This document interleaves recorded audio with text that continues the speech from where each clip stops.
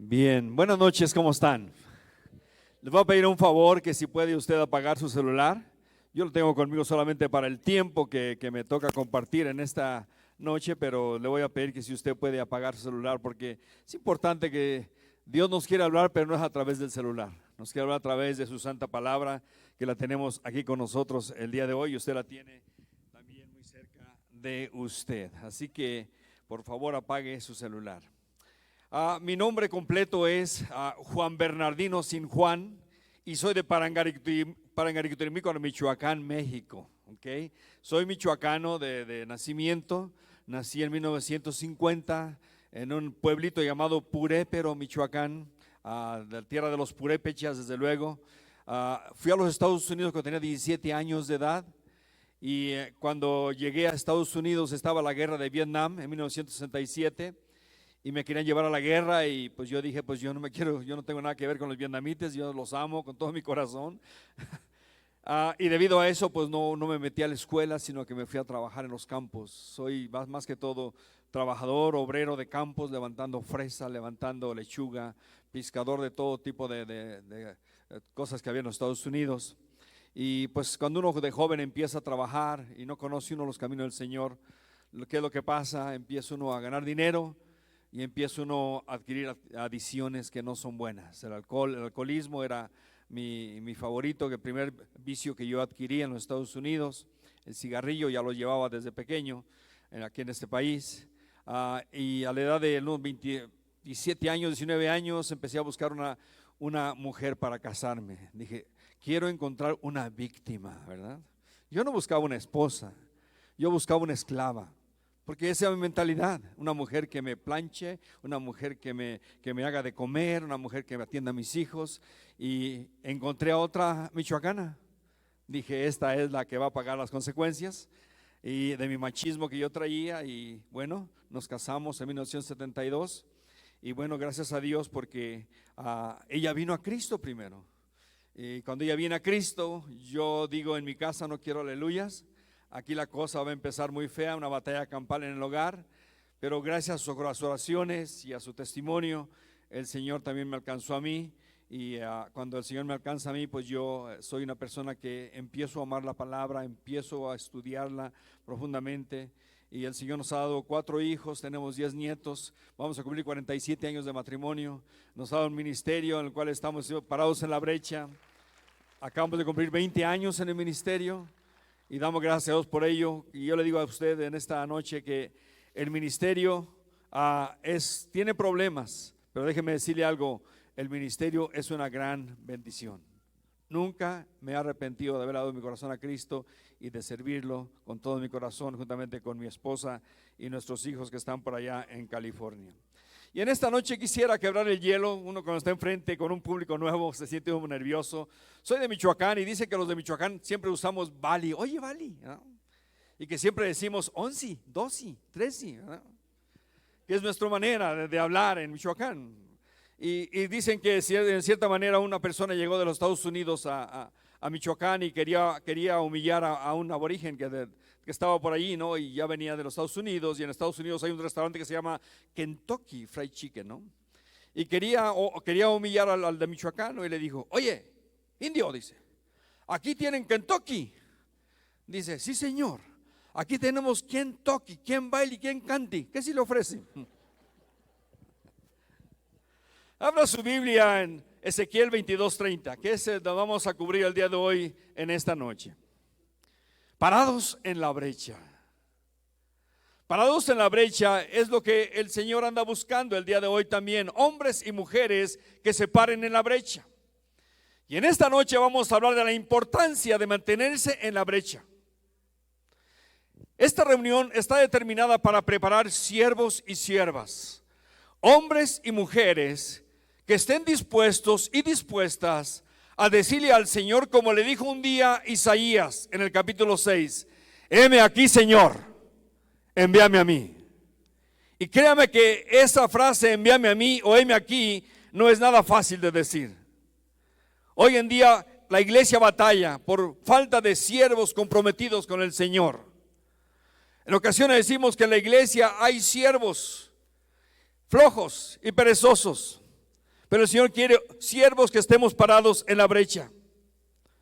Y el día de hoy eso vamos a hablar. La palabra siervo no es muy popular el día de hoy. Usted sabe que entre los líderes, hoy se buscan los líderes nombres bien perrones, decimos por allá. Quieren ser apóstoles, quieren ser profetas, quieren ser esto y lo otro. Pero nadie quiere ser un siervo.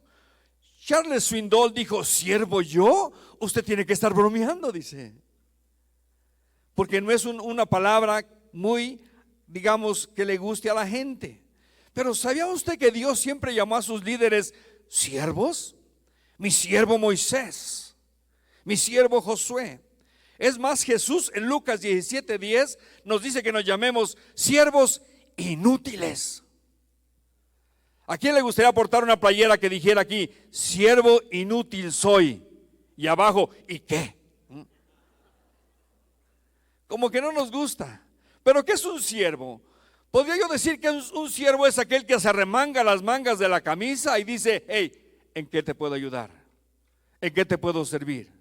Aquí estoy. Tomamos el ejemplo de Jesús, nuestro Señor y Salvador.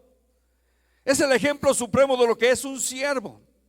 En Filipenses capítulo 2, versículo 5 en adelante, Pablo nos exhorta a nosotros que estamos aquí presentes. Dice, haya pues en vosotros el mismo sentir que hubo en Cristo Jesús, el cual siendo en forma de Dios, no estimó esto como cosa que aferrarse, sino que se despojó a sí mismo, tomando forma de siervo, hecho semejante a los hombres. Y estando en esa condición, dice, se humilló hasta lo sumo, dice, y fue y murió en una cruz, por usted y por mí. Ese es el ejemplo que tenemos nosotros de un siervo. Jesús fue y tomó ese título sobre sí mismo. Jesús no solo se vistió de siervo como se visten los del Guadalajara o los del América, sino que en realidad se convirtió en un siervo en todo el sentido de la palabra. La palabra que usó Pablo es doulos, esclavo. Nada poseía. Él mismo dijo, no tengo ni dónde recostar mi cabeza. Mientras todos se iban a dormir a sus casas, Jesús subía al monte a pasar tiempo con su Padre Celestial. Qué tremendo. Todo lo que tenía, incluso su vida, le pertenecía a su Padre. Como el siervo supremo, Jesús llevó la carga que ningún hombre podría llevar. Primera de Pedro 2:24 dice, quien llevó él mismo nuestros pecados en su cuerpo sobre el madero, para que nosotros, estando muertos a los pecados, vivamos en la justicia, y por cuya herida fuisteis sanados. Sin embargo, el Señor puso sobre él los pecados de todos nosotros. El mismo Jesús se identificó como un siervo en Marcos 10:45. Dijo, ¿saben qué? Yo no vine a ser servido, sino a servir y a dar mi vida en rescate por muchos. Y en realidad, hermanos y hermanas que estamos aquí presentes, siervos, siervas del Señor, ¿cuán pocos estamos realmente dispuestos a servir en esa manera? Estamos acostumbrados a que nos sirvan, pero no queremos servir a los demás, nos cuesta. Pero Jesús es nuestro modelo. Con este ejemplo que tenemos a nosotros de Cristo Jesús, la gran pregunta es, ¿por qué cuesta tanto trabajo imitarlo en esa área tan importante en la iglesia? ¿Sabía usted que en California las estadísticas dicen que el 20% de los que asisten a la iglesia son los que sirven? El 80% son de los que entran y salen. Yo le llamo los hermanos bala, porque a todas no termina el pastor y salen disparados de la iglesia. Y solamente el 20% somos los que estamos ahí poniéndonos en la brecha para servir al Señor. Jesús se paró en la brecha a nuestro favor. Y dice que por el gozo puesto delante de él, Hebreos capítulo 12, sufrió la cruz, menospreciando el oprobio, después se sentó a la diestra de Dios. Qué hermoso ejemplo tenemos. Quisiera nuevamente leer Ezequiel 22:30 y quiero que se ponga de pie para leer este versículo juntos de la Reina Valera, que es la que más acostumbramos los hispanos. Póngase de pie, por favor, y mira lo que dice Ezequiel 22:30. Mira lo que dice el Señor. Sígame, por favor. Leamos este versículo porque queremos que se nos quede en el corazón. Dice, y busqué entre ellos hombre que hiciese vallado y que se pusiese en la brecha delante de mí, a favor de la tierra, para que yo no lo destruyese. ¿Y qué dice al final? Digámoslo juntos: y no lo hallé. Diríamos en Michoacán: y no lo hallé, Bali. Tome asiento, por favor. Dios dice: no lo hallé. Qué tremenda escritura tenemos frente a nosotros. La versión del Viviente dice así: busqué a alguien que pudiera reconstruir la muralla de justicia que resguarda al país. Busqué a alguien que se pusiera en la brecha de la muralla para que yo no tuviera que destruirlos, pero no encontré a nadie. Imagínense a Dios mirando desde el cielo. Como dice el libro de Crónicas, los ojos del Señor contemplan toda la tierra para mostrar su poder en favor de aquel que tiene un corazón perfecto para con Él. El Señor observándonos, observando la tierra, y dice: no he encontrado un siervo que se pare en la brecha, de acuerdo a Ezequiel 22, versículo 30. Punto número 1. ¿Por qué es importante mantenerse firme en la brecha?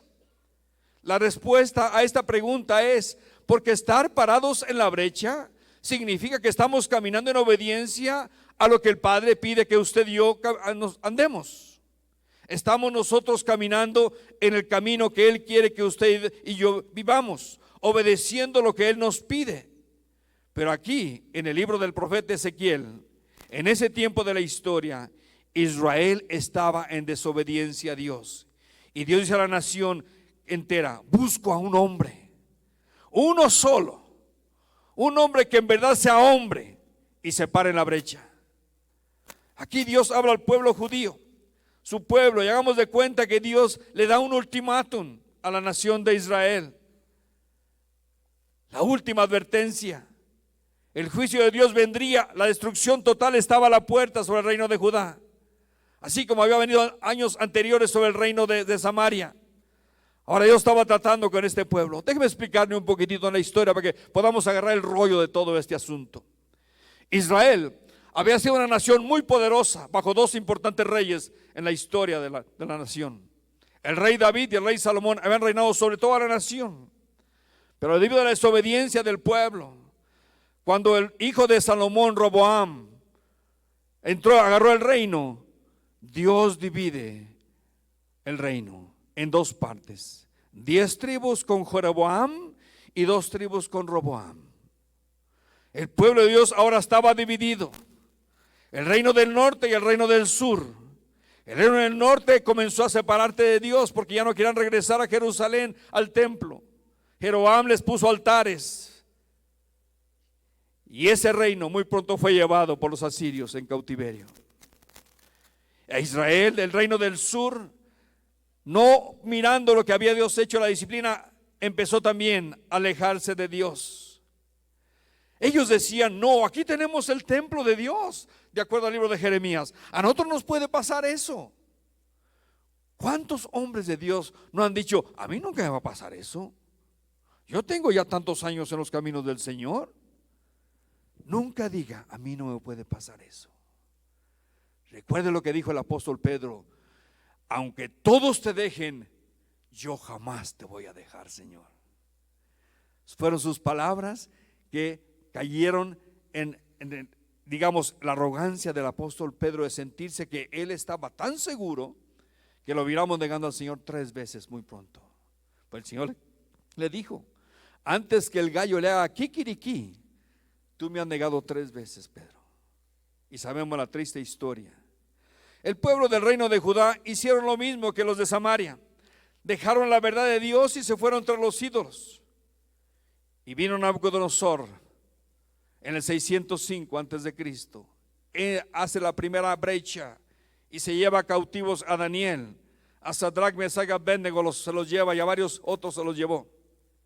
Después vuelve otra vez el rey Nabucodonosor en un segundo intento, en el año 597, ahí Ezequiel también es llevado en cautiverio.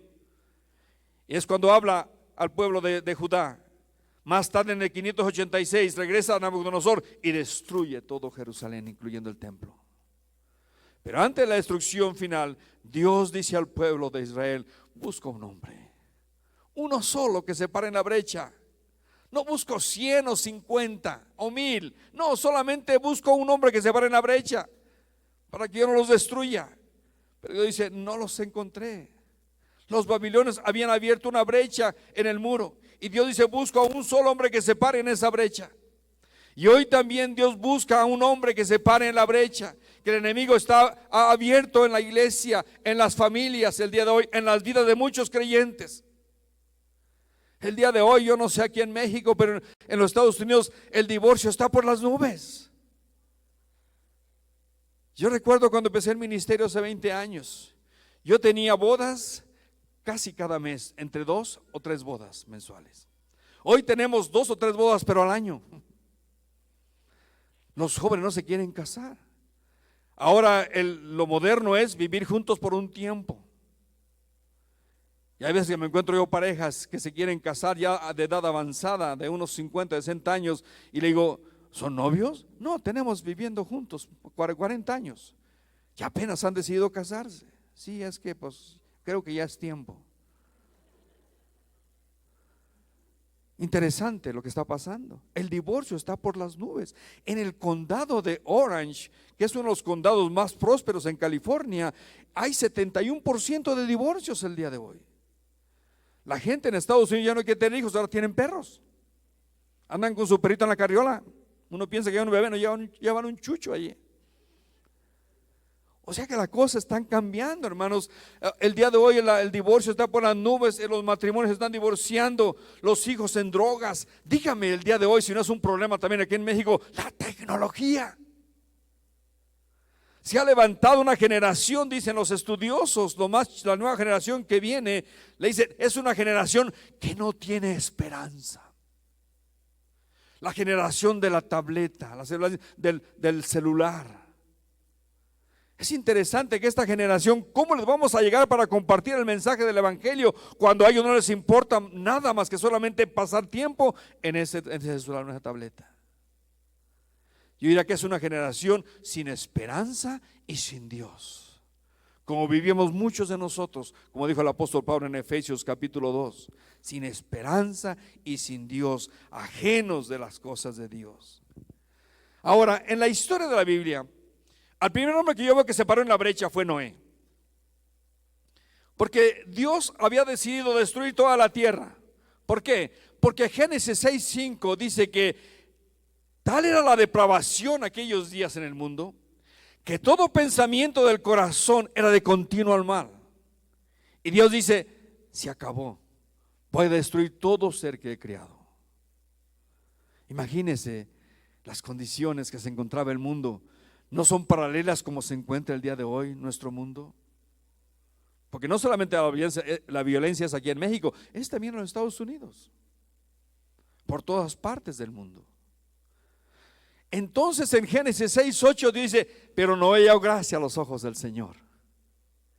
Y Noé fue un hombre obediente. Tenía 500 años cuando empezó su ministerio. Y a veces decimos el día de hoy, ya tengo 50, ya tengo mi rioma, ya estoy muy viejo para servir al Señor. No, Noé tenía 500 cuando empezó su ministerio.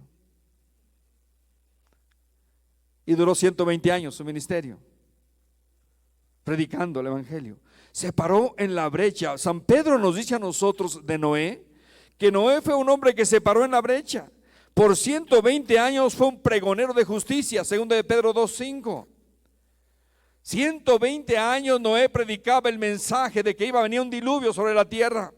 Y déjeme decir algo bien importante. Aunque nadie de los de afuera le creyó, déjeme decirle algo, su familia sí le creyó. Imagínense cuando Noé miraba que entraban los animales de 2 en 2 al arca. Y toda la gente burlándose del viejo loco destornillado, ¿qué va a llover? Ni qué va a llover. Nunca ha llovido. Y me imagino que Noé miraba y a todos los animalitos entrando de 2 en 2 y decía, hasta este burro entendió el mensaje de Dios. Pero cuando miraba dentro del arca, su corazón se llenaba de gozo, pues sus hijos y su esposa estaban dentro del arca. ¿No le gustaría a usted que sus hijos y su esposa o su esposo un día estuvieran en la presencia del Señor en el cielo? Entonces parémonos en la brecha como se paró Noé. Compartamos el evangelio a diestra y siniestra. Tenemos una gran comisión nosotros para llevar el mensaje del evangelio. Jesús dijo en Mateo capítulo 28, versículo 19 en adelante: id. No dice que vamos a regresar, pero dice id y predicad el evangelio. Tenemos que hacerlo, ser obedientes a eso. El segundo personaje que yo veo que se paró en la brecha fue Moisés. Moisés estuvo dispuesto a pararse en la brecha. Al momento que Moisés se encontraba en el monte, en Éxodo capítulo 32, recibiendo los 10 mandamientos, la ley de Dios, el pueblo acá abajo dijeron: ¿y Moisés dónde está? Contestaron los de Michoacán: pues no se vale. Ya nos dejó, ya nos abandonó. Entonces hagámonos dioses, dice, que nos lleven o que nos regresen a Egipto. Y el pueblo se corrompió haciéndose dioses. Aarón fue la clave para ello. Y cuando Moisés regresa y mira en la idolatría que cayó el pueblo, Dios dijo: Moisés, hazte a un lado. Este pueblo se acabó. Dios los iba a destruir a todos. Y Moisés se para en la brecha. En Éxodo capítulo 32 tenemos esta historia. Llegó el momento en que Moisés dijo estas palabras, Éxodo 32, 31 y 32. Entonces volvió Moisés a Jehová y dijo: te ruego pues, este pueblo ha cometido un gran pecado, porque se hicieron dioses de oro, que perdones ahora su pecado, y si no, réame ahora de tu libro que has escrito. Moisés dijo: perdónalos a ellos, aunque a mí no me perdones. Se paró en la brecha por el pueblo de Dios. El Salmo 106 verso 23 dice así, la Biblia de las Américas: él dijo que los hubiera destruido de no haberse puesto Moisés, su escogido, en la brecha delante de él, a fin de apartar su furor para que no los destruyera. Podemos ver el contraste entre Moisés y Ezequiel 22:30. Moisés se paró en la brecha, Noé se paró en la brecha. Y así podemos mencionar muchos hombres de la Biblia que se han parado en la brecha. Pero ahora, aquí dice: no encontré a uno. Por eso Ezequiel 22:31, mire lo que dice: por eso he descargado mi castigo sobre ellos y los he destruido con el fuego de mi ira, para hacerlos responder por su conducta. Yo, el Señor, lo afirmo. Y hoy día, familia de Dios, pueblo de Dios, Dios anda buscando hombres y mujeres que nos paremos en la brecha. El apóstol San Pablo, escribiendo a los Efesios, les dijo a ellos que tenían que pararse en la brecha, tenían que estar firmes en sus convicciones. En Efesios 6:14 al 18, el apóstol Pablo exhorta así a toda la iglesia, a usted y a mí el día de hoy. Dice: estad pues firmes, ceñidos vuestros lomos con la verdad, vestidos con la coraza de justicia, calzados los pies con el apresto del evangelio de la paz. Sobre todo tomad el escudo de la fe, para que podáis apagar todo el fuego del enemigo. Y pónganse el yelmo de la salvación y tomen la espada del Espíritu, que es la palabra de Dios, orando en todo tiempo, dice el apóstol Pablo. Es la manera que nos tenemos que parar el día de hoy en la brecha.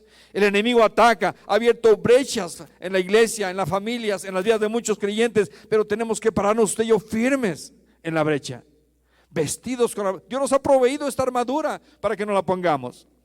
Y recuerden, es una armadura que nos ponemos una vez, y ahí tenemos que andar con ella todo el tiempo, porque el enemigo puede atacar a la medianoche. Entonces, si usted se quita la armadura, dice: pues el día de hoy no me voy a usar el escudo. ¿Para qué lo quiero el día de hoy? Viene a mi mente aquel rey de Israel que salió a la batalla sin el escudo, y alguien tiró una flecha a la aventura y le entró por la mera armadura porque no traía su escudo. El enemigo sabe dónde están nuestras debilidades, y tenemos que ustedes siempre estar vestidos con toda la armadura de Dios. Punto número 2: ¿por qué las iglesias no están pensando en preparar a las futuras generaciones? Ojalá que si no lo ha pensado, lo empiece a pensar el día de hoy. Y la respuesta es bien sencilla: por la misma razón que Israel estaba viviendo, por la sencilla razón que el liderazgo en muchas ocasiones está como el liderazgo de la nación de Israel. No hay quien se pare en la brecha. Vamos examinando esto. Regrese a Ezequiel capítulo 22 y veamos lo que nos dice en el contexto de Ezequiel.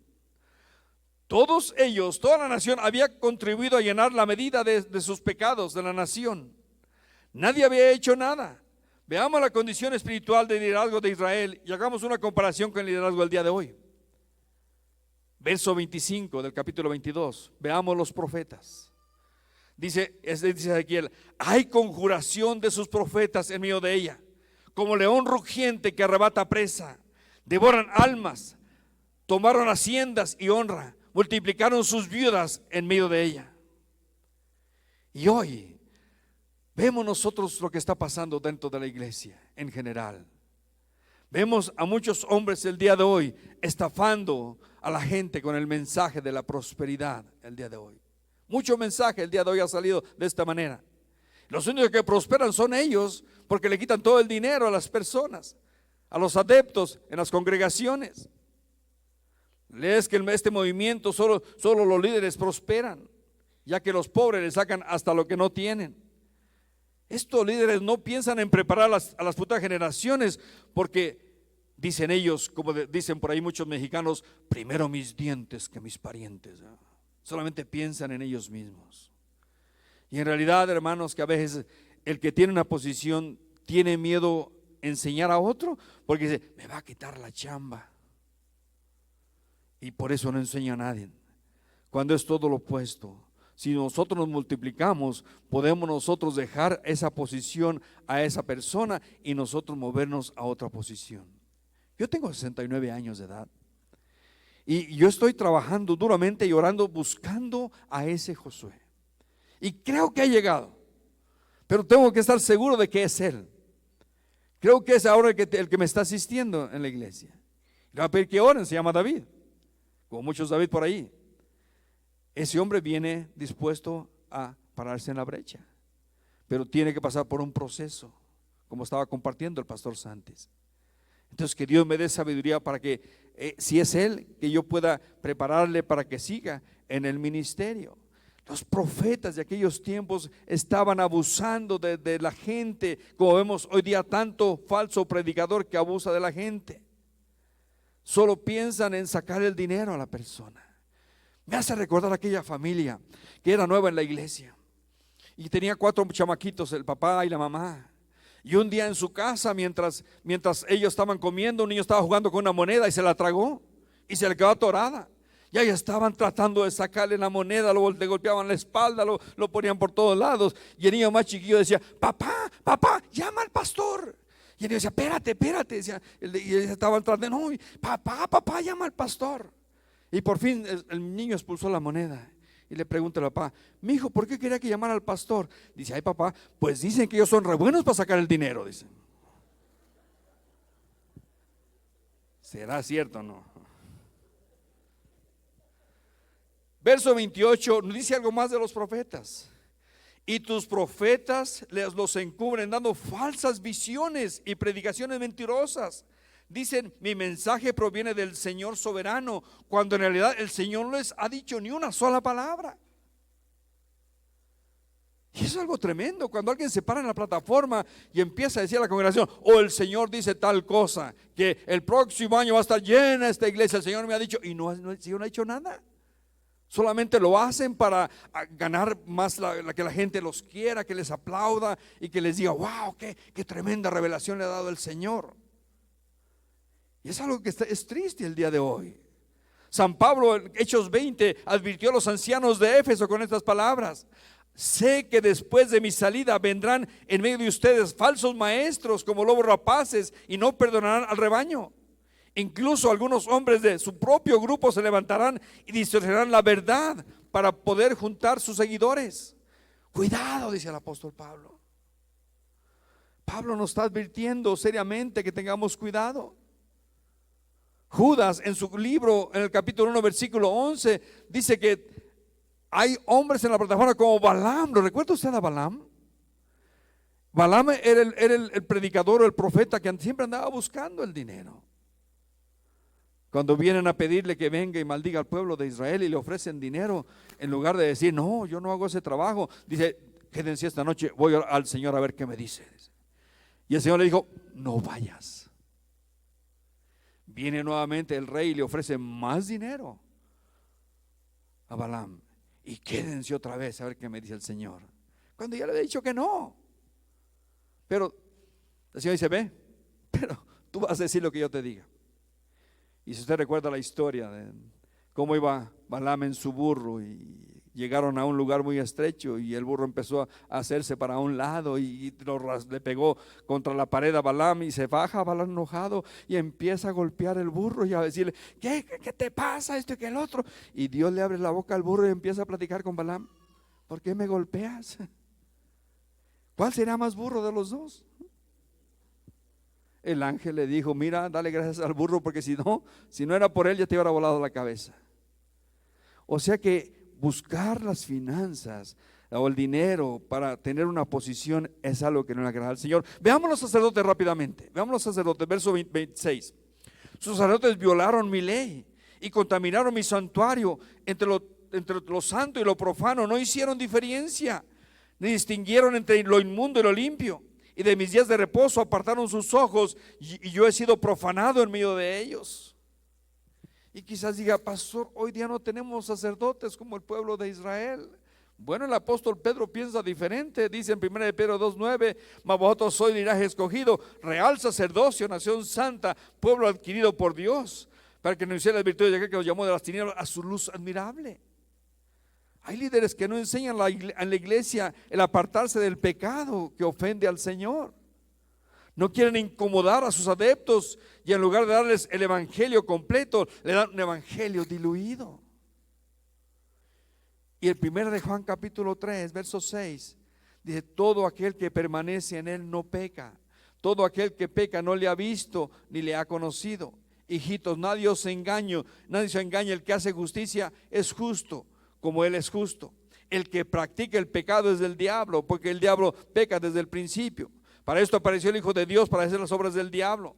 Todo aquel que ha nacido de Dios no practica el pecado, porque la simiente de Dios permanece en él y no puede pecar porque es nacido de Dios. En eso se manifiestan los hijos de Dios y los hijos del diablo. Todo aquel que hace justicia todo aquel que no hace justicia y que no ama a su hermano no es de Dios. Hermanos, seamos bien honestos, no somos perfectos ninguno. Tenemos ombligo, para alguien dijo. Somos imperfectos todos. Pero la idea aquí del apóstol Juan no es que nosotros nunca pecamos, es que no practicamos el pecado. Cuando el creyente peca, el Espíritu Santo inmediatamente le hace sentir esa convicción: estás mal. Y uno tiene que inmediatamente reconocer: tienes razón, Señor.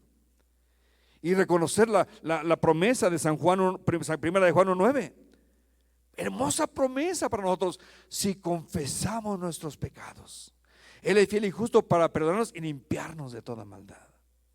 Debemos apartarnos del pecado, no practicarlo, porque lo practica, dice aquí, es del diablo. Miren los príncipes, verso 27. Sus príncipes, dice, en medio de ellas son como lobos que arrebatan presa, derramando sangre para destruir las almas, para obtener ganancias injustas. Qué tremendo es esto que estamos leyendo aquí también nosotros. Los príncipes son los líderes, están haciendo también todo lo contrario, derramadores de sangre. Los sacerdotes están ganando ganancias deshonestas, los profetas de igual manera. ¿Cuál fue el resultado? Verso 29, una nación sumergida en el pecado. Sí, tenían en sus manos algún poder, habían aprendido sus príncipes a abusar de él, y no había entre ellos ninguna persona que estuviera dispuesta a pararse en la brecha. Seamos honestos y transparentes con Dios. No podemos practicar el pecado y pensar que estamos bien con el Señor. Isaías 59, verso 1 y 2. He aquí que no se ha cortado la mano de Jehová para salvar, ni se ha agravado su oído para oír, pero vuestras iniquidades, dice, han hecho división entre vosotros y vuestro Dios, y vuestros pecados han hecho ocultar de vosotros su rostro para no oír. Pregunta nuevamente: ¿por qué es tan difícil pararnos en la brecha? Los hermanos lo han compartido desde acá. Porque pararnos en la brecha requiere responsabilidad. Pararnos en la brecha implica sacrificios. Pararse en la brecha implica críticas, implica rechazos, implica experimentar el celo, la envidia de los hombres. Escúcheme, no ha habido un solo periodo en el tiempo, desde el Antiguo Testamento hasta el Nuevo Testamento, que los hombres de Dios que se han parado en la brecha en favor del pueblo de Dios no hayan experimentado estas cosas que les estoy diciendo. Nosotros hemos experimentado dos grandes divisiones en nuestra congregación. La segunda fue caótica. Ahí se llevan la mitad de la congregación. Pero ¿sabe qué? Cuando tú te paras en la brecha, estás haciendo lo correcto delante del Señor, el Señor te bendice nuevamente. Para gloria del Señor, nosotros tenemos 4 servicios los domingos. Estamos siendo bendecidos en el nombre del Señor. Pero no porque nosotros seamos algo, no, porque estamos buscando obedecer al Señor. Cuando yo salí de la iglesia grande, que es una iglesia que tiene como unos 15,000 miembros, el pastor americano Greg Laurie, el evangelista, cuando salí ahí, yo me fui y me le acerqué a Greg y le dije, ¿qué hago? Ya no estoy aquí para pedirte consejo, ¿qué voy a hacer ahora que salga? Solamente me dijo unas palabras: predica el evangelio. No te salgas, predica el evangelio. ¿Por qué? Porque dijo el apóstol Pablo, Él tiene poder de Dios para salvación.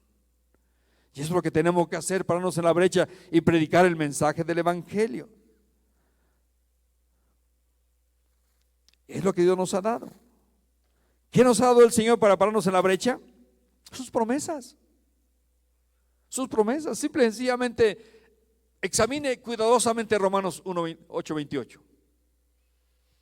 Y sabemos, no es que no sepamos, y sabemos que a los que aman a Dios, algunas cosas le ayudan. No, ¿verdad? Todas las cosas le ayudan para bien. José no conocía Romanos 8:28. Mas sin embargo, a través de leer Génesis capítulo 37, del 39 al 50, nos damos cuenta que José fue un hombre que se paró en la brecha. A pesar de la envidia de sus hermanos que tenían en contra de él, que lo vendieron para Egipto como un esclavo. Pero usted va a leer a través de esos capítulos que siempre dice, mas Jehová estaba con José. Cuando fue vendido a Potifar, llegó a la casa, Jehová estaba con él y lo prosperó y pronto llegó a ser el mayordomo. Potifar le dejó todo en sus manos, pero la esposa de Potifar le echó el ojo al muchacho y dijo como buena zacatecana, me de comer esa tuna aunque me espine la mano. Pero varones que están aquí, líderes que están aquí, cuando esta mujer andaba atrás de José, hay una porción en el Génesis que él le dice esas palabras: no voy a pecar contra Jehová al acostarme contigo. Si nosotros tuviéramos esa frase antes de cometer cualquier pecado, antes de aceptar cualquier tentación en nuestra mente, no voy a pecar contra Jehová, otra cosa sería nuestra vida. José se paró en la brecha de punta a punta, y usted sabe que al final de la historia sus hermanos tenían miedo, porque decía, cuando se dio a conocer a ellos toda esta historia, los tenían miedo cuando murió su padre. Y Génesis 50:20 dice, José le dice a sus hermanos, vosotros pensaste mal contra mí, mas Dios lo encaminó para bien, para hacer lo que vemos hoy, para mantener en vida a mucho pueblo. En otras palabras, a los que aman a Dios y se paran la brecha, todo eso ocurre para bien. Vamos a avanzar al número 3. No sé cuánto tiempo me queda. Mi reloj se me apagó ya también aquí. Así que, ¿cuánto tiempo me queda? Me quedan 5 minutos solamente. Así que me dijeron que yo pueda predicar hasta las 12 de la noche, hermano. Así que aguántenme, ¿ok? Todo siervo, se ha hablado de que debe preparar a su Josué. ¿Qué recursos debemos tomar en cuenta para guiar y caminar con nuestro José? Punto número 3, o Josué número 3. Los recursos que tenemos hoy en día son enormes, hermanos. A través de la computadora tenemos logos, tenemos diferentes programas el día de hoy. Usted el día de hoy puede meterse a internet y escuchar diferentes predicadores. Tenemos opción por todos lados. Si no se prepara el día de hoy a una persona, no sé por qué no lo hace. Usted puede poner su Biblia en su celular y escucharla 24 horas al día. O sea que hoy tenemos muchos recursos, pero creo que nunca debemos de olvidar los más importantes de esos recursos que tenemos. Número 1, la palabra de Dios. Es el primer recurso que tenemos que usar para preparar a nuestro Josué. Quizás para la mente de los jóvenes hoy día las mejores herramientas son los programas que hay a través de la computadora. o sacar un doctorado en teología, estudiar y ser un buen orador. Todo eso es bueno, no me malentienda. Y debemos de hacerlo si lo podemos hacer. Pero si dejamos aún las herramientas o recursos espirituales que Dios nos ha dado en las Escrituras, todas las demás herramientas perderán su valor. Mira lo que Dios le dijo al pueblo de Israel en el libro de Deuteronomio, capítulo 6, verso 4. Escucha, oh Israel, el Señor es nuestro Dios, el Señor uno es. Amarás al Señor tu Dios con todo tu corazón, con toda tu alma y con todas tus fuerzas. Y estas palabras que yo te mando hoy estarán sobre tu corazón. ¿Para qué? Para que le enseñes a tus hijos. Cuando se levanten, cuando se acuesten, cuando anden por el camino, 24/7. Es nuestra responsabilidad instruir a nuestros hijos en los caminos del Señor. Y cuando dice el proverbio que aunque sean viejos no se apartarán de él. Dios le dijo al pueblo de Israel: esto que yo te mando hoy, primeramente ponlo sobre tu corazón para que lo enseñes a tus hijos. Cuando el pueblo de Israel iba a entrar a la tierra prometida, ahora bajo el liderazgo de Josué, en el capítulo 1, versículo 8, le dijo estas palabras el Señor a Josué: para que tú puedas prosperar en la tierra prometida. Le dijo estas palabras: nunca, y nunca del hebreo al español quiere decir nunca. Nunca se apartará de tu boca este libro de la ley, sino que de día y de noche meditarás en él, para que hagas y guardes conforme a todo lo que en él está escrito, porque entonces harás prosperar tu camino y todo te saldrá bien. Mira que te mando que te esfuerces y seas valiente. No temas ni desmayes, porque Jehová tu Dios estará contigo donde quiera que tú vayas. Qué importante es la palabra del Señor. ¿Quieres prosperar en tu liderazgo? ¿Quieres prosperar en tu vida, en tu familia? Ahí está el secreto. Salmo 19, versos 7 al 10 dice que la ley de Jehová es perfecta, convierte al alma. El testimonio de Jehová es fiel, hace sabio al sencillo. Los mandamientos de Jehová son rectos, alegran el corazón. El precepto de Jehová es puro, alumbra los ojos. El temor de Jehová es limpio, permanece para siempre. Los juicios de Jehová son verdad, todos justos. Y termina diciendo: deseables son más que el oro, y más que mucho oro afinado, y dulces más que miel, y que la que destila del panal. ¿Cuánto beneficio podemos adquirir de la palabra del Señor? Salmo 119, versículos 9 al 11. ¿Con qué limpiará el joven su camino?, pregunta el escritor. Con guardar tu palabra. Con todo mi corazón te he buscado, no me dejes desviarme de tus mandamientos. En mi corazón he guardado tus dichos para no pecar contra ti. Cuán importante es tener la palabra de Dios como una herramienta. Salmo 119, versículo 105. Lámpara es a mis pies tu palabra y lumbrera a mi camino. Jesús dijo en San Juan 5:39: escudriñad las escrituras, porque a vos os parece que necesitas tener la vida eterna. Y segundo de Timoteo 2:15, Pablo le dijo al joven Timoteo, a su Timoteo, a su Josué, esta escritura es bien hermosa. Procura, le dije a Timoteo, procura con diligencia presentarte a Dios aprobado, como un obrero que no tiene de qué avergonzarse, sino que usa bien la palabra de verdad. Timoteo, prepárate con diligencia para que sepas explicar bien las escrituras. La segunda herramienta es la oración. Todo lo que hacemos sin oración es solamente presunción. Salmo 14:2 dice: suba mi oración delante de ti como el incienso, el don de mis manos para la ofrenda, por la ofrenda de la tarde. Dios usa hombres que están en la palabra, pero también hombres que oran y mujeres que oran.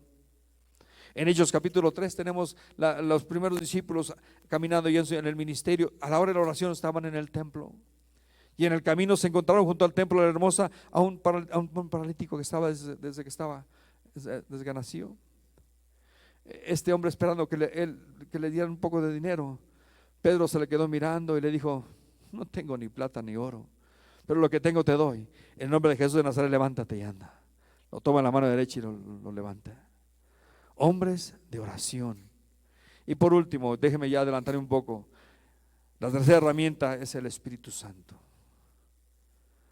Hoy el Espíritu Santo en muchos lugares es mostrado de una manera que no es bíblicamente.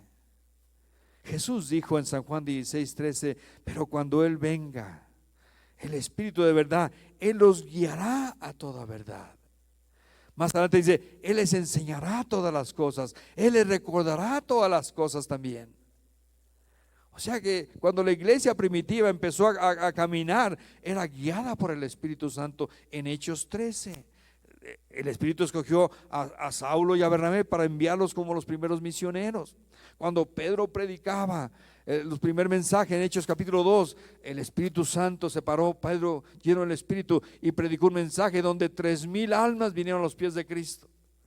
Hoy día 3,000 mensajes y un alma viene a los pies de Cristo, es al revés. Necesitamos usar al Espíritu Santo más en nuestras vidas, que nos empodere. El apóstol Pablo dijo en Efesios 5:18-20, no os embriaguéis con vino en el que hay disolución, antes bien sed llenos del Espíritu Santo. En Gálatas 5:16 digo, pues andad en el Espíritu y no satisfagáis los deseos de la carne. Así que para concluir en esta noche, que el tiempo se me ha agotado, para concluir, ¿qué pasos se deben tomar para mantener firme y fortalecido a nuestro futuro prospecto, a quien estamos preparando? Pasar tiempo de cantidad con tus líderes, con la siguiente generación. El modelo lo tenemos en Jesús. Él se apartaba con sus discípulos a propósito, para instruirles, para enseñarles. En Marcos capítulo 7, verso 24, se fue hasta la región de Tiro y de Sidón, lejos, para pasar tiempo con sus discípulos. Muy importante pasar tiempo con quien tú estés preparando. Tiempo de calidad y de cantidad. Y siempre estarles enseñando qué es lo que tú quieres que ellos hagan, o qué es lo que Dios quiere que ellos hagan. Pasar tiempo de cantidad para estructurar la visión. ¿Hacia dónde vamos? ¿Cómo vamos a llegar allí? Moisés preparó a Josué, le dio las estrategias que debió usar para la conquista. Guarda los mandamientos, confía en el Señor. Pues Él es el que pelea por ustedes. Y esto es siempre importante enseñar al profeta que viene, a guardar la palabra, a confiar en el Señor. Tiempo para reenfatizar la verdad de la palabra de Dios.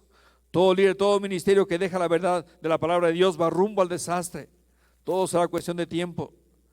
Recordemos lo que Jesús dijo en su oración sacerdotal: santifícalos en tu verdad. Tu palabra es la verdad. Y para enseñarlos a orar, en Mateo capítulo 6, verso 9, dijo: vosotros pues oraréis así: Padre nuestro que estás en los cielos, santificado sea tu nombre. Señor, te doy gracias por estos siervos y siervas que están el día de hoy aquí. Te pido, Señor, que lo que se ha compartido en esta noche, desde que comenzó, desde la alabanza, los testimonios y la enseñanza, hayan encontrado cabida en los corazones de los que estamos aquí presentes. Y que, Señor, que tú pongas en el corazón de cada uno de esos siervos pararse en la brecha